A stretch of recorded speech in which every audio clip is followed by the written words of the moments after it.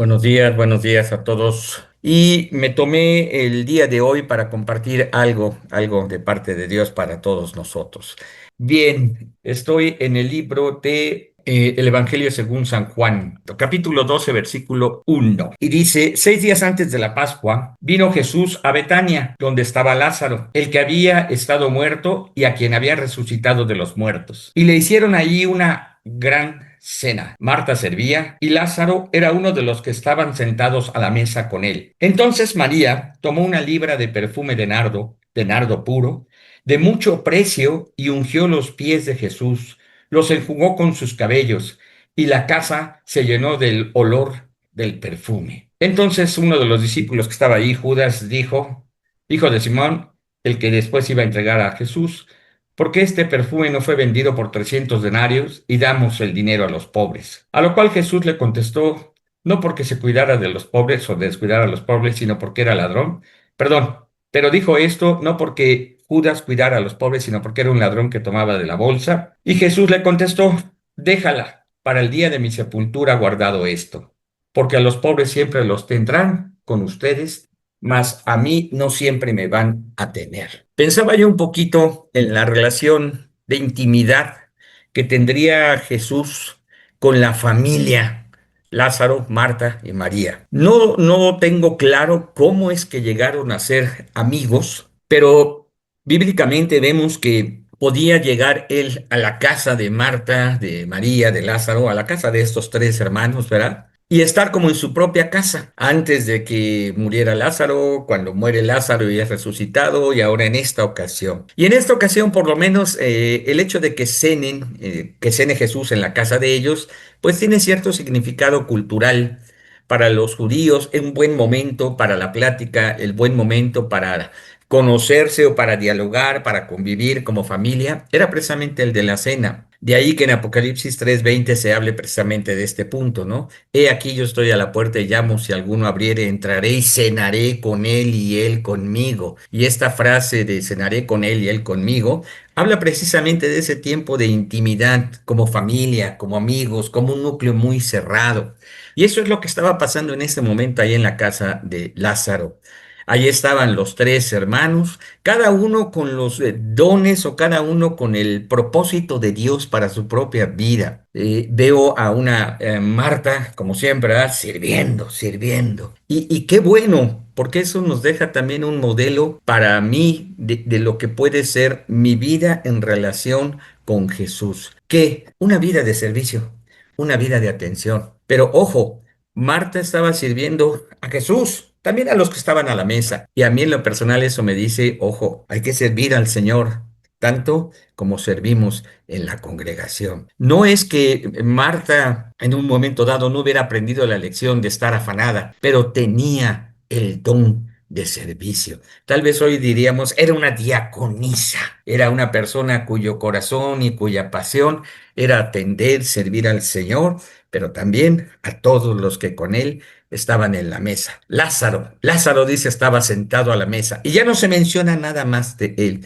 Y en alguna ocasión escuché una predicación que criticaba a Lázaro porque estaba callado. Y digo yo, tiempo después pensé, o creo que el Espíritu Santo me hizo entender, es que la sola presencia de aquel que ha recibido un milagro, aquel que ha recibido algo muy especial de Dios, la sola presencia de esa persona en algún lugar habla de la gloriosa obra de Dios en él y pudiera ser también para todos, ¿no? Lázaro no tenía que estar diciendo en todo momento, oigan, yo soy Lázaro, el que fue resucitado. Oigan, yo soy Lázaro, el que estuvo muerto. Oigan, yo soy Lázaro, el que cuando salió de la tumba salió a brinquitos y ya olía feo porque ya tenía varios días de muerto. Oigan, la gente lo conocía y sabían lo que Dios había hecho en él. Y ese también es una forma de una relación con el Señor.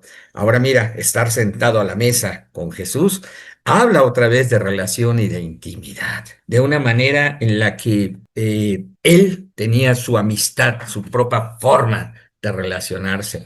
Me sentaré a la mesa, cenaré con él y él conmigo. Y eso se cumplió con este varón. Pero luego está la otra, María, María, María, la que había escogido la mejor parte, sentarse, escuchar, tener esa cercanía con el maestro. Y ahora da un paso más adelante porque ya no solo era sentarse a escuchar, era el poder adorarlo. Pero también, ojo, el que lava los pies del que llega a la casa también sirve. También es un siervo que está dando un servicio, pero en este caso enfatizamos la parte de la adoración. Ay, ese es el momento. Eso es lo que está pasando. Yo lo leo y empiezo a pensar en algunas cosas. Uno, conocer a Jesús, conocer a Jesús. No sé cómo lo conocieron ellos. No sé si fue solo por las visitas o tal vez se conocían desde antes. No lo sé. El caso es que eran conocidos de Jesús. Jesús los conocía también, tanto que podía llegar, como ya dije hace rato, a su casa. Yo conocí a Jesús pues de una manera personal, ¿verdad? La primera vez un sacerdote católico me compartió en un retiro católico me puso a leer la Biblia cuando era yo militante del Partido Revolucionario de los Trabajadores. Tiempo después, un grupo de amigos, bueno, un grupo de jóvenes de la iglesia presbiteriana donde estaba un amigo, ex compañero de la secundaria, ese día tocando la guitarra en el parque en Oaxaca, me invitó a unos estudios y empecé a ir con ellos al día siguiente y todos los días eran mis vacaciones en ese momento y todos los días a escuchar un estudio y terminando el estudio salíamos a predicar. Lo interesante es que en esa iglesia y en ese grupo a mí jamás me dijeron, acepta a Jesús, jamás. Jamás me dijeron, tienes que hacer una oración para que Jesús entre en tu corazón. No, ellos me compartieron de Jesús, me enseñaron sobre la escritura cada día y luego me llevaban a la calle a compartir lo que yo había aprendido ese. Así conocí yo a Jesús. Y este principio, este origen, me llevó a leer la Biblia, que yo me acuerde, disciplinada y sistemáticamente 18 veces. Eso fue en mis primeros años. Ya después dejé esta parte sistemática y empecé a leer más por gusto, ¿no? En ese tiempo yo aprendí que había que leer la Biblia una vez al año y una vez al año y hasta un poquito más, ¿no? Y yo leía, como dije, disciplinada y sistemáticamente. Pero esa lectura, esta manera de estar integrándome a una congregación, a un grupo, me llevó a conocer a Jesús también. Claro, no lo niego. Era mucho mi interés de conocerlo intelectualmente, era mucho mi interés de conocerlo en mi cabeza, pero no niego que se iba gestando también una relación. Ahora, seguir a Jesús. Yo veo en esta familia de Lázaro, ¿verdad? Una relación en la cual ellos podrían ser muy bien identificados en su ciudad Betania como discípulos o seguidores de Jesús. ¿Y qué significa esto? Bueno, significa que empezamos a tratar de vivir, tratar de hacer las cosas como Él lo va diciendo, como Él lo va marcando. Una de las primeras cosas que yo aprendí era la gran comisión, ¿no? La de ir, predicar el Evangelio y hacer discípulos. Y hasta la fecha, para mí eso fue tan significativo, es como el niño que aprende a decir algo y esa palabra se queda para toda la vida, ¿verdad? Para mí eso es tan significativo que el día de hoy es el fundamento de lo que es una vida cristiana. Seguir, en este caso sería comparte, evangeliza, di lo que Dios está haciendo en tu vida. Y como les decía, miren, ahí en ese grupo en Oaxaca de jovencitos, yo tendría 17 años, ¿verdad? Cada día cuando terminaba la reunión, en lugar de irnos a hacer otras cosas, nos íbamos a algún parque, a alguna plaza, al zócalo de la ciudad y empezábamos a compartir, a evangelizar literalmente. Salíamos con folletos, compartíamos a la gente, 1 hora, 2 horas, y ahí estábamos felices. Regresábamos a nuestras casas, no sé, a las 11, 12 de la noche, pero cumplíamos esta parte de seguir, de obedecer, de tratar de. Pero digo yo, para mí, tiene que llegar un punto en el que no solo sea conocer intelectual y no solo sea seguir, sino empiezas a confiar. Mira, cuando Lázaro muere y Jesús llega, las hermanas le dicen, ¿verdad? Si tú hubieras estado aquí, y tal, más que marcar el reclamo, yo diría, marcaría la confianza que ellas tenían. Si tú hubieras estado aquí, mi hermano no hubiera muerto. En otras palabras, parafrasearé, lo hubieras sanado, no hubieras muerto. Confianza. Cuando empecé a leer la Biblia, y bueno, no todo el tiempo estuve en Oaxaca, ¿verdad? Ya me regresé después de las vacaciones acá a México, empecé a ir a una iglesia presbiteriana, pero esta iglesia aquí en la ciudad era muy diferente a la de Oaxaca. Los jóvenes, cuando terminaba la reunión de jóvenes, en lugar de ir a evangelizar, se iban a tomar café con piquete a un lugar que se llamaba El Inme Café, ¿no? Y luego regresaban más tarde al culto, ¿no? Al último culto en la noche. Entonces yo decía, no, pues esto no es lo que yo aprendí, no es así como yo aprendí a ser cristiano. Y yo me iba a un parque cercano a tratar de evangelizar también. En ese momento llegó la oportunidad o llegó la dirección de Dios de cambiar de iglesia y me fui a otra iglesia donde me invitó esta Ruth León, la iglesia El Camino, ¿ok?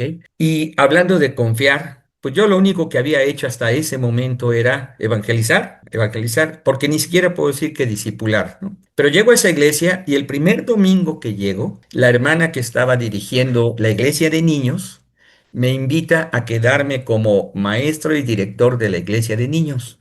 La hermana Blanquita Jacome se acordará Javier Díaz, ¿no? Y habla con los pastores, ¿no? Y me quedo como maestro. Y digo yo, para mí, eso fue un paso de confianza. ¿Por qué, hermanos? Porque una, yo no estaba preparado para enseñar. Jamás había enseñado nada a nadie bíblicamente hablando. No había yo sido instruido, no había sido yo preparado, etcétera, etcétera, ¿no? Pero llegando ahí, escuchando a la hermana, escuchando a los pastores, yo di un paso de confianza que me llevó después a quedarme en esa iglesia, a participar como diácono, a presidir el grupo de diáconos y en un momento dado, cuando fui invitado a irme a vivir y pastorear con Sergio Nolasco a Poza Rica, Veracruz, a tener la confianza de que era Dios el que me estaba guiando. Se acordará Javier que en ese tiempo, pues casi todos los que éramos más jóvenes teníamos un pastor que nos estaba discipulando y ellos nos decían qué hacer, qué no hacer, a dónde ir, dónde no ir, etcétera. Y en mi caso, pues con Sergio, me tocó que me invitara a irme a Poza Rica, Veracruz y estar allá. Y si yo pensé que era pues a llegar, a aprender, estar con él, pues no, no fue así porque pues él se regresaba toda la semana acá para ver a su novia y para trabajar, supongo, y yo me quedaba ahí en Poza Rica encargado, ¿no? Confianza. La vida comenzó conociendo a Jesús, después en siguiendo a Jesús, y después en mi vida fue confiar en Jesús. Pero estando ya en ese momento y enfrentándote a cosas muy reales de la vida, tiene que llegar un paso más donde tú decidas qué vas a hacer en lo futuro. Decía yo, estas tres personas, estos tres hermanos, ¿verdad? Marta, María y Lázaro, ellos ya tenían una relación que conocía a Jesús, que seguían a Jesús, que confiaban en Jesús, pero abrir las puertas de tu casa, invitar a alguien a que esté ahí como parte de la familia, no solo como el maestro que viene a instruir, sino como parte de la casa, eso es realmente llegar a un nivel de entrega, de entregar. Sí. Cuando yo vine a México, de Oaxaca, yo tenía algunos planes para mi vida en mi cabeza, pero cuando me fui a Poza Rica, pude entender que Dios tenía un plan para mí todavía un poco más grande. Y te digo todavía un poco porque no lo entendía, ¿verdad? Ese todavía un poco era precisamente el ministerio, en el cual ahorita, gracias a Dios, ya rondo los 45 años de predicar la palabra. Pero yo tenía que entregar mi vida. Como dicen ahora algunos predicadores, lo digo con todo respeto, pero suena bonito, ¿verdad? Entregar tus sueños, entregar tus anhelos, entregar todos, pues, tus deseos, ¿verdad? Y en mi caso, bueno, pues entregué lo que yo era para dedicarme a lo que yo estaba entendiendo Dios me había llamado y para lo cual había sido creado, ser un pastor. Y tiempo después, no lo veo muy claramente ahorita con los hermanos, ¿verdad? Lázaro y familia, pero te diré que en mi vida, después de la entrega, vino el consagrarse. Es decir, no solo me entrego, sino me voy a dedicar a lo que tú quieras. Sigo tratando de conocer a Jesús, sí, hermanos, hasta la fecha. Y por eso los animé a que este año ustedes también lo hagan. Los conozco a la mayoría, sé que todos tienen una preparación bíblica, sé que todos tienen un conocimiento de la Escritura, los oímos hablar y es evidente que tienen la presencia y la dirección y el respaldo del Espíritu Santo, pero insisto, no es todo, no es todo. Y nada peor que conformarse con lo que tenemos pensando que es suficiente. Porque cuando nos conformamos, nos volvemos superficiales, hermanos. Es decir, cuando yo me conformo, ya soy el pastor, ya me sé la Biblia, es bien fácil abrir la Biblia y compartir, puedo hacerlo, pero ya no hay una pasión que queme mis entrañas. Ya no hay una pasión y un dolor por las almas. Ya no hay una pasión por ver crecer y madurar a la gente. Ya no hay esa intencionalidad. Y entonces somos superficiales. Esa misma superficialidad, hermano, nos lleva a pararnos ahí al frente y ser incoherentes o hasta hipócritas. Es decir, a enseñar cosas que yo mismo no estoy haciendo. Tal vez suene muy, superficial, ¿verdad? Pero les decimos a la gente en enero, diciembre, ¿verdad? En este año vamos a leer la Biblia, toda la Biblia en un año. Y les damos el programa de lecturas y les ponemos los capítulos al día y en fin, todo lo que usted quiera. Pero yo no lo hago. Porque yo ya la leí 18 veces y en 45 años, quién sabe cuántas veces más. Ya me la sé. Ya la leí en la 60, en la 909, en la revisada, en la traducción viviente, en la palabra de Dios para todos. Ya la leí en la católica, ya la leí en la de los testigos de Jehová. Ya leí el libro de Mormón, que no tiene nada que ver, pero también lo leí, el Popol Vuh y todos esos. Ya, pero le decimos a la gente, léanlo. Y entonces nos volvemos incoherentes, superficiales, incoherentes. Y bueno, digo yo, esto nos hace ser religiosos muy parecidos a los fariseos, ¿eh? Muy parecidos a los fariseos. Y lo digo para mí primero, pero por eso la intención de compartirnos, ¿verdad? Es animarnos al amor y a las buenas obras. Y yo creo que una de esas buenas obras que nos está haciendo falta es el hecho de poder regresar a buscar, a anhelar, ¿no? Tener una intimidad con Jesús mucho más grande, más profunda. Bueno, también diría yo, quién sabe si tal vez la costumbre nos haga también ya ver el ministerio solo como una forma de vida, pero déjenme decirlo así, un modus vivendi. Y aún hemos perdido la pasión, hemos perdido el disfrutar ser un pastor, ser un ministro, ser un llamado, ser un elegido. Y pues nos hemos vuelto, no sé, burócratas de la teología, ¿no? Que estamos detrás de un escritorio leyendo, preparando, estudiando y entre más palabras en hebreo y en griego saquemos, más doctos somos, ¿no? Entre más psicología metamos en la predicación, mayor ayuda podríamos llegar a ser. Hay dos preguntas que yo me hice hace algún tiempo, ¿verdad? Hablando de mi intimidad con Dios, pero te las voy a compartir. La primera decía, ¿tienes tiempo para tener intimidad con Jesús? Y me la hice porque creo que uno de los mayores problemas que yo tengo, tenía, puedo tener, probablemente tú también, es que somos hiperactivos religiosamente. Es decir, siempre estamos haciendo algo que tiene que ver con el ser cristiano, tiene que ver con el ser pastor, pero siempre estamos ocupados. Acuérdate de lo que decía de Marta. Servía a Jesús y a todos los que estaban en la mesa. Creo que a veces nuestro servicio estilo Marta se va altamente proporcional a servir a los de la mesa y no primeramente a Jesús. Intimidad con Jesús. Hacemos visitas, hacemos llamadas, mandamos WhatsApp, escribimos reflexiones, subimos videos en el podcast, estamos de visita en esta iglesia, en aquella iglesia, vamos a orar por los enfermos. Y no estoy diciendo que esté mal, pero la pregunta es, entonces, ¿tienes tiempo para tener intimidad con Jesús? En parte aprendí esto por el grupo aquel de jóvenes que te platicaba en Oaxaca. El grupo se llamaba Renuevo y teníamos un programa de crecimiento espiritual en base a denominarnos cierto tipo de árbol, ¿no? Desde los árboles más sencillos, tal vez un pino, no sé, no me sé los nombres, no me acuerdo ya, hasta un roble, ¿no? Madera fina, en fin. Pero una de las cosas que aprendí ahí era que salíamos, por lo menos una vez, en las vacaciones, por cuando yo estaba allá, por lo menos una vez al mes, por lo menos. y nos íbamos al bosque y cada quien tenía su tiempo de oración. Y nos íbamos al bosque y ahí ayunábamos.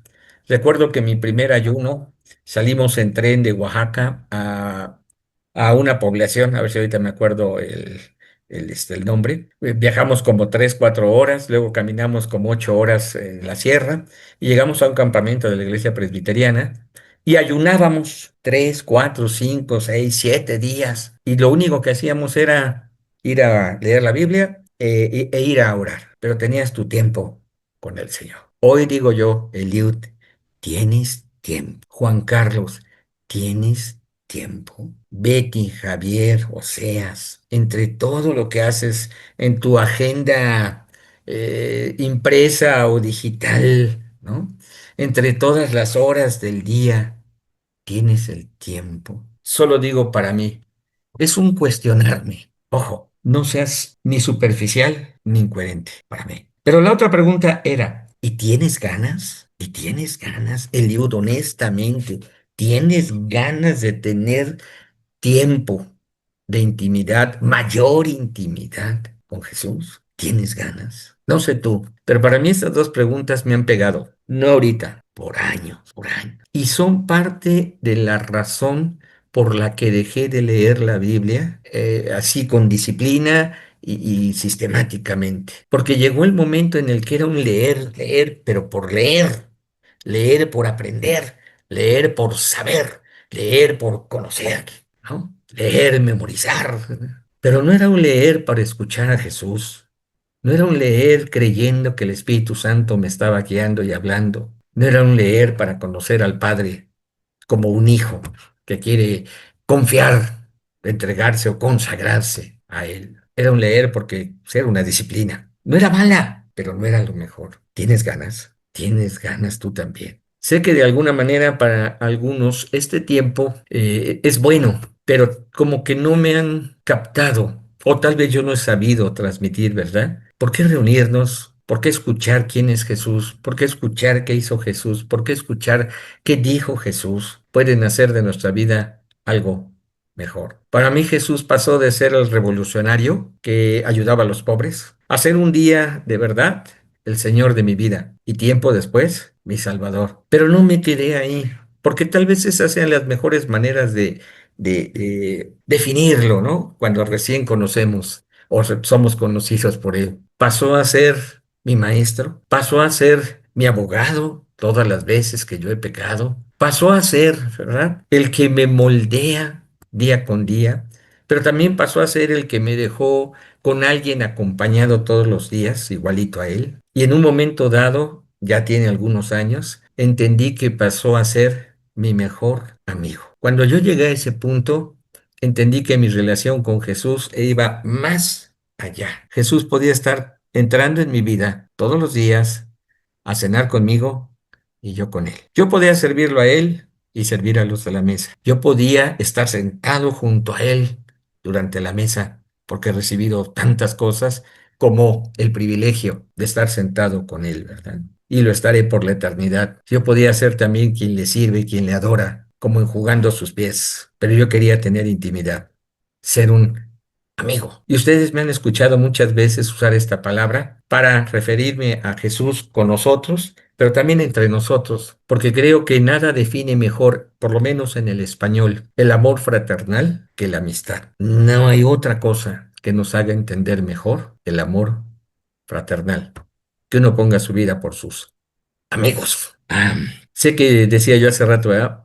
Puede parecer así como muy superficial y, ay, pastor, pues, ¿cómo voy a estar respondiendo 3 preguntas todos los días? Si algo he entendido, bueno, perdón, si algo he visto en los pastores, es que nos dicen algo y luego cada quien hace lo que bien le parece.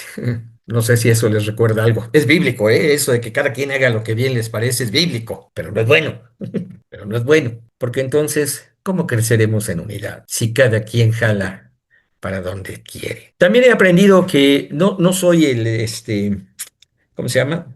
El dueño de haciendas y vidas como los señores feudales, ¿verdad? Y bueno, como pastor, los que oyen mi voz y me siguen, pues serán los que con los que trabaje. Y los que no, pues somos compañeros en esta vida y no más allá que eso, ¿no? Porque También recuerdo algo que aprendí, y eso fue el día que tomé el pastorado en esta iglesia. Estábamos leyendo segunda de Timoteo capítulo 2 versículo 2 si no mal recuerdo, cuando dice Pablo, esto encarga a hombres fieles que sean idóneos para enseñar también a otros. Y se me quedó muy grabada la frase, hombres fieles, fieles. Ahora el encargo, alguien podría decir, es para hombres fieles a Dios, pero el encargo de buscarlos y de prepararlos, de encargarles lo que sigue, eso está sobre los hombros del pastor, del maestro. No es algo fácil lo que te estoy diciendo, no es algo sencillo, no, no fácil, no es algo sencillo. Que tengas intimidad con el Señor es algo que yo estoy anhelando, pero no para este año, para el resto de mis días. Y por eso te lo comparto cada vez que tengo la ocasión, tal vez en este año no muchas veces, ¿verdad? Porque lo estamos escuchando a todos ustedes, pero poder decirte quién es Jesús para mí, ¿verdad? Y escucharlo de ti es importante. Hoy no solo es mi Señor, no solo es mi Salvador, no solo es mi Maestro, no solo es mi guía, no solo es mi sanador, no solo es mi abogado, es mi amigo. Y ahí estoy feliz. ¿Qué dijo Jesús? Bueno, me quedaré ahorita con esto, ¿no? Ya no los llamaré siervos, te voy a llamar Eliud, amigo, amigo. Parafraseo, cuaderno, compañero, compadre, mi sangre. ¿Qué dijo Jesús? Me dijo que me quiere, como un amigo a un amigo. Me dijo que sí pone su vida, pero no por una cuestión religiosa, ¿eh? Eh, pone una, puso su vida por mí, porque es mi amigo, porque me ama. Y porque un amigo hace eso por un amigo. ¿Qué hizo Jesús? Pagó mis deudas, compañeros. Me hizo una nueva persona. Me da una chance todos los días. Me tiene paciencia. Me da mis apes, pero siempre está procurando lo mejor para mí. No es difícil compartir quién es Jesús, qué hizo Jesús y qué dijo Jesús. ¿Qué dijo, perdón, y qué hizo? Ah, sí, lo dije bien. No es difícil, hermano. Y tampoco te lo voy a imponer como una regla y si no, no compartes en este grupo. Pero yo estoy pasando un tiempo apasionado, un tiempo bueno, un buen tiempo. No sé si es el mejor porque faltan muchos tiempos con mi Señor, pero estoy pasando un buen tiempo con Jesús. Ojalá tú también lo puedas pasar.